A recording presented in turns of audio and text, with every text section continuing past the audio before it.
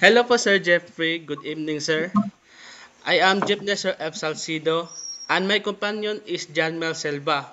We are the student from Mhm. the Bachelor of Science in Business Administration program at Valencia College Incorporated.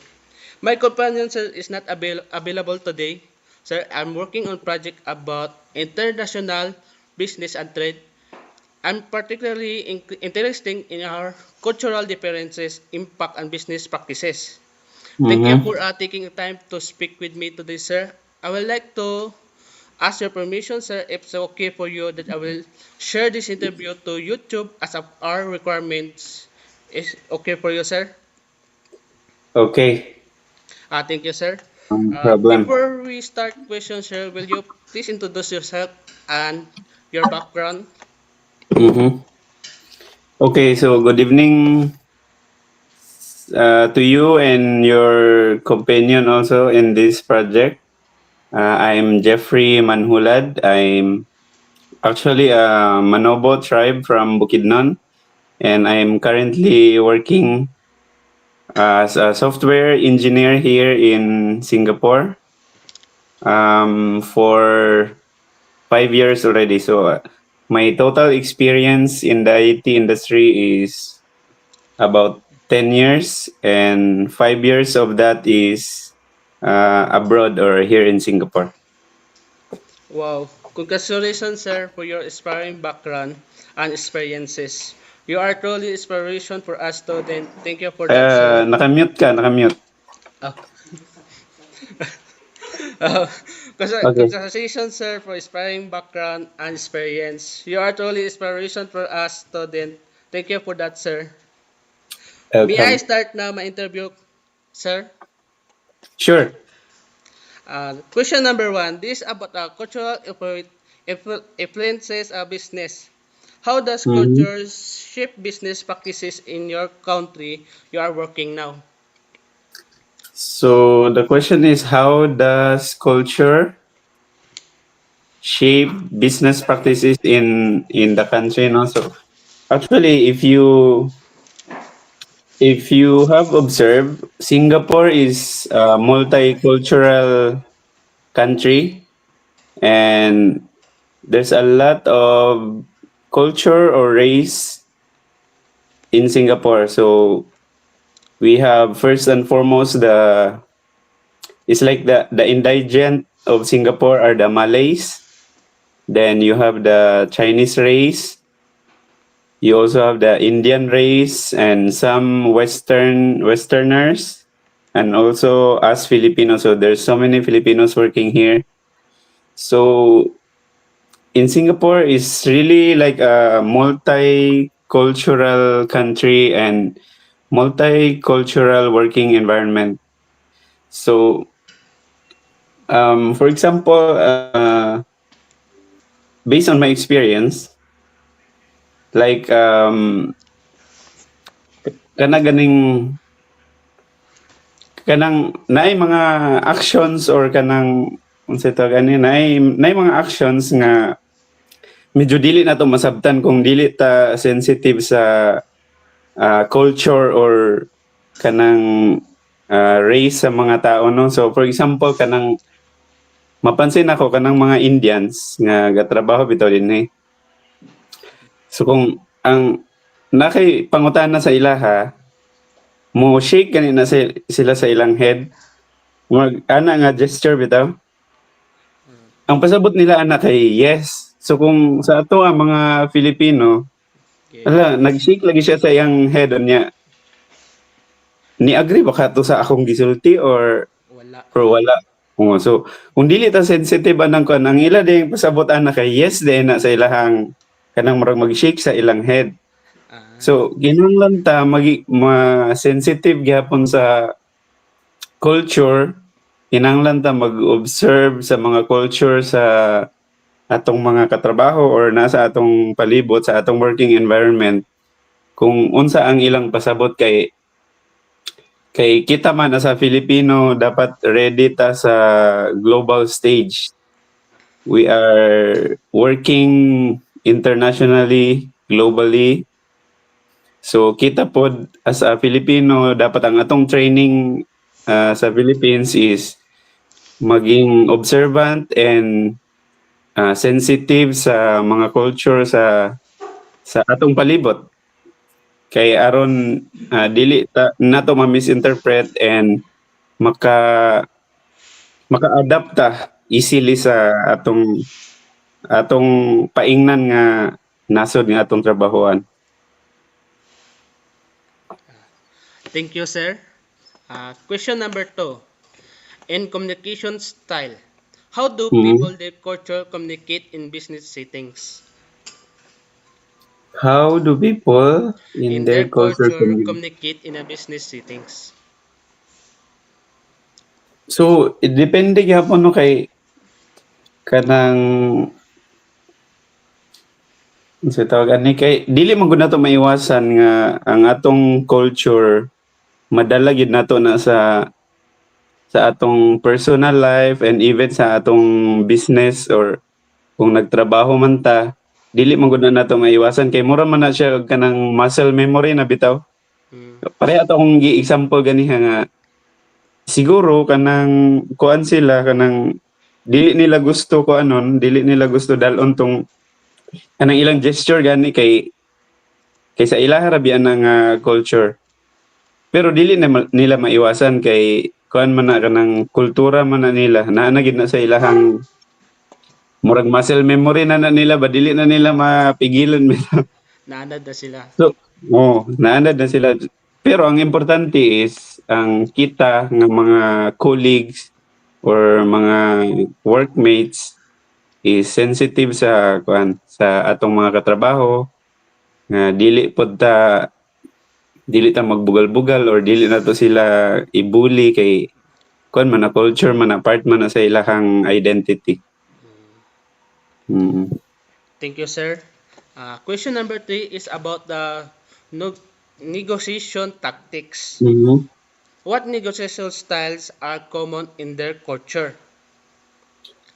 So negotiation styles, as what I have observed here, no, people of different races kanang medyo kuan yun sila kanang assertive.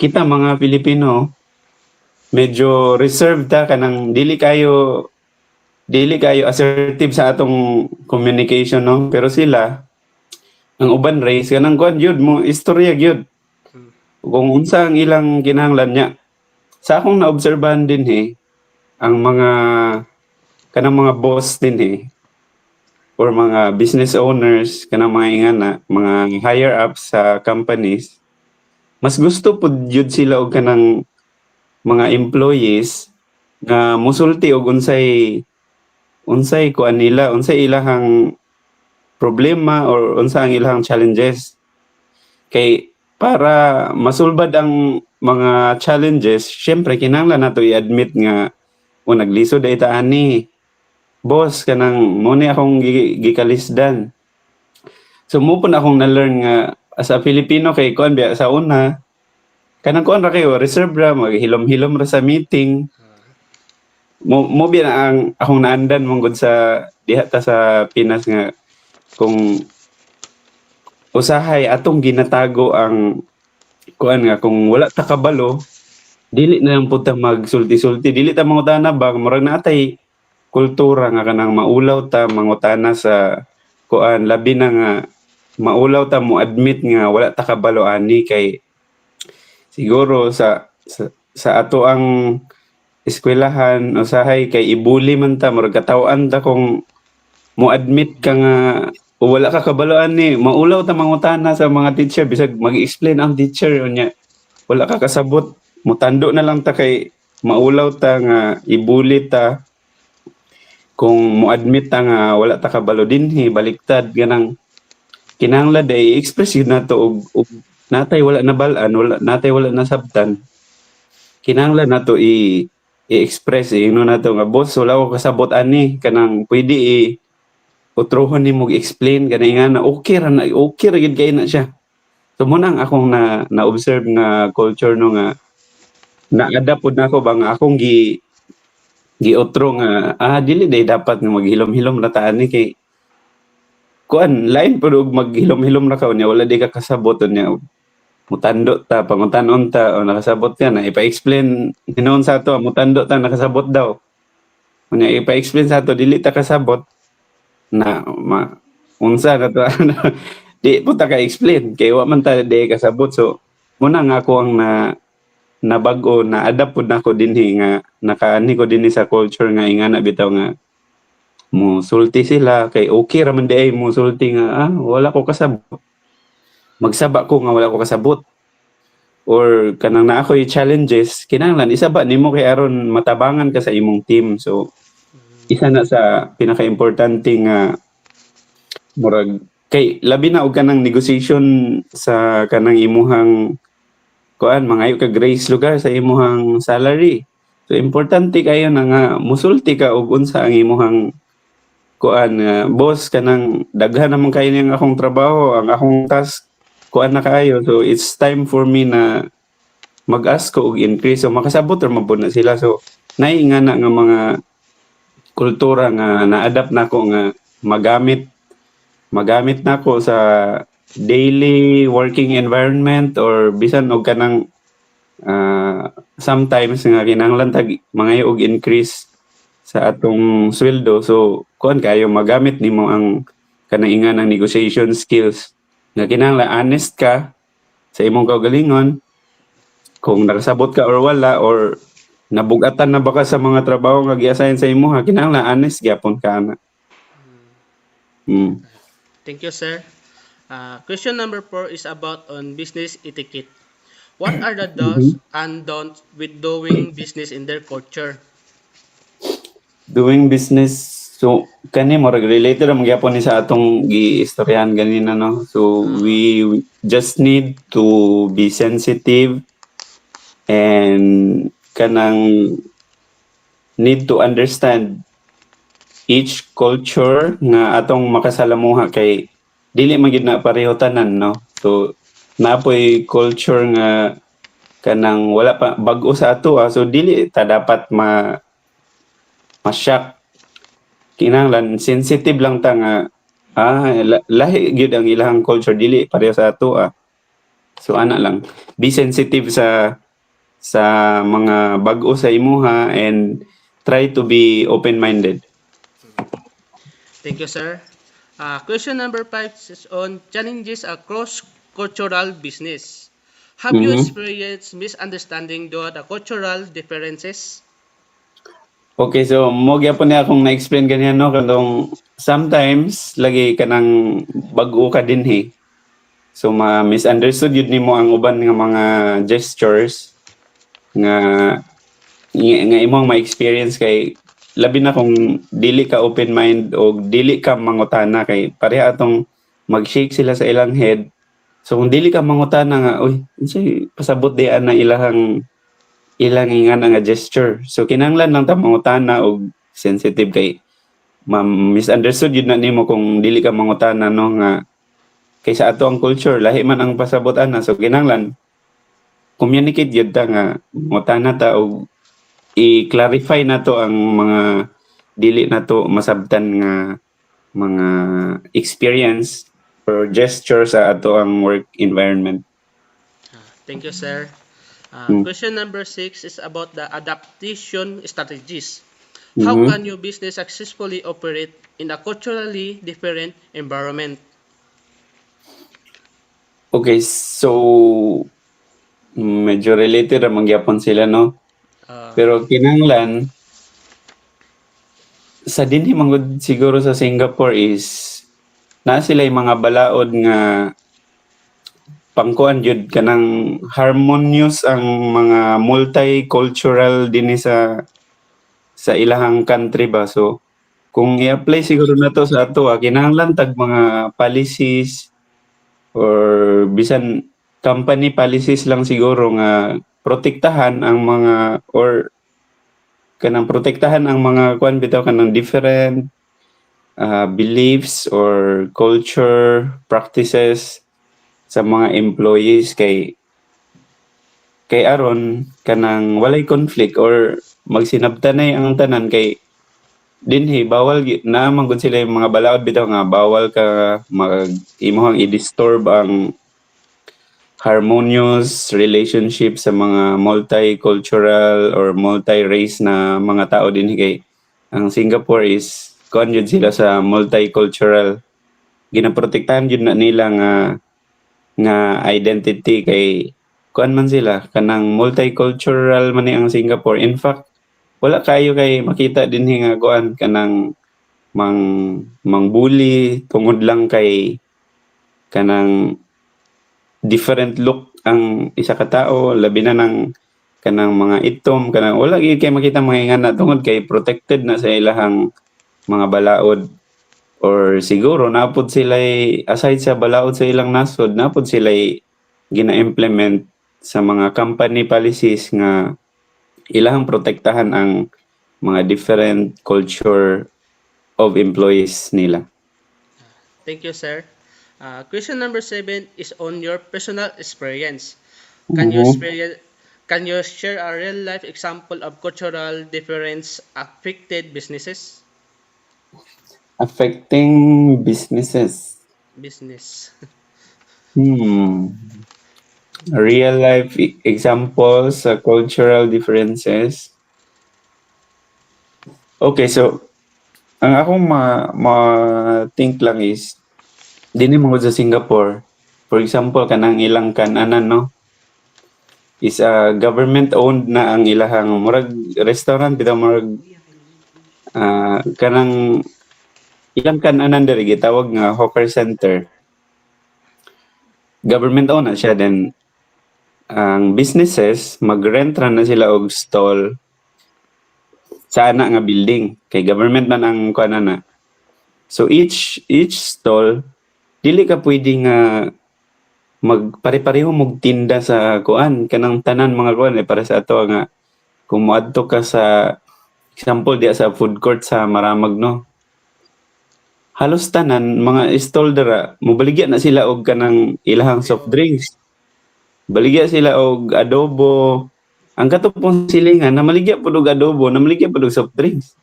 So dinhi nay isa ka stall nga ang iyang baligya is drinks ra gid na tanan, dili sila pwede nga pare-pare sila og mga baligya kay syempre kanang kinahanglan give chance yun ka sa kuan nga kaning business mo thrive pud siya og iyaha kay kung pare-pareho mog baligya wala na kinsa na ang mamalit atong kuan atong uban.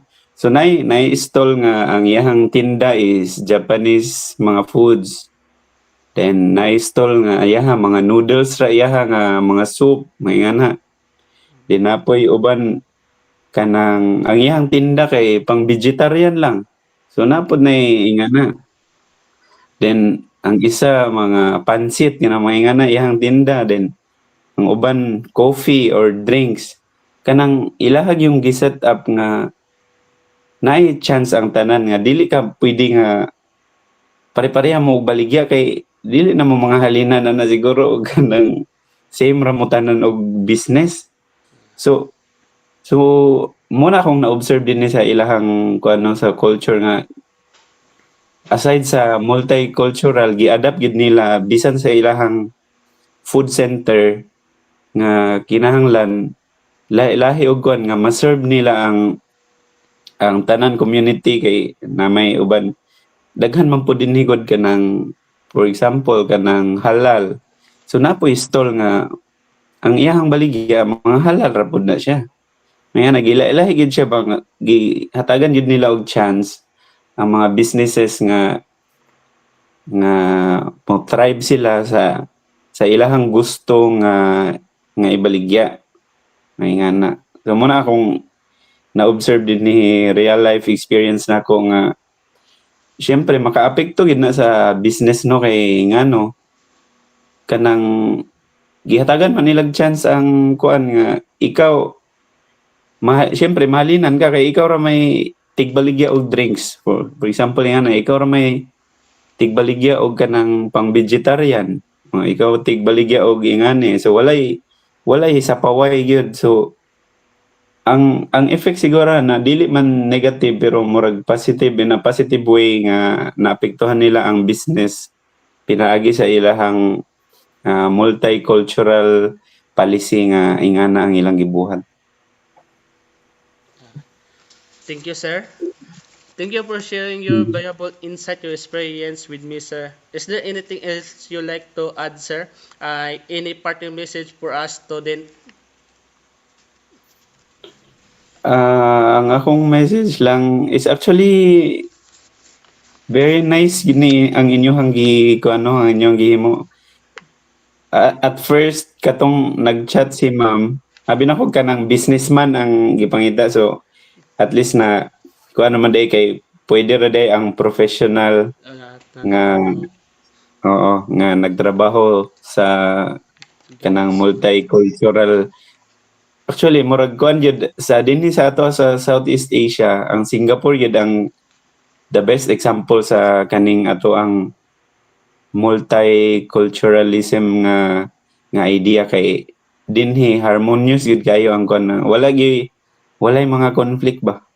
So maayo kayo ang ilang pagka-manage or siguro maayo ang ilang mga balaod nga gipatuman nga na-achieve gid nila ang kaning ingani nga system nga bisan og taglahi og mga culture no taglahi og religion taglahi og mga tinuohan kuan gyapon kanang harmonious gyapon kayo so maayo kay niyang inyong gihimo and I think blessed mo kay na-contact ko ninyo and Singapore is one of the best example yun sa when it comes to culture din sa Southeast Asia.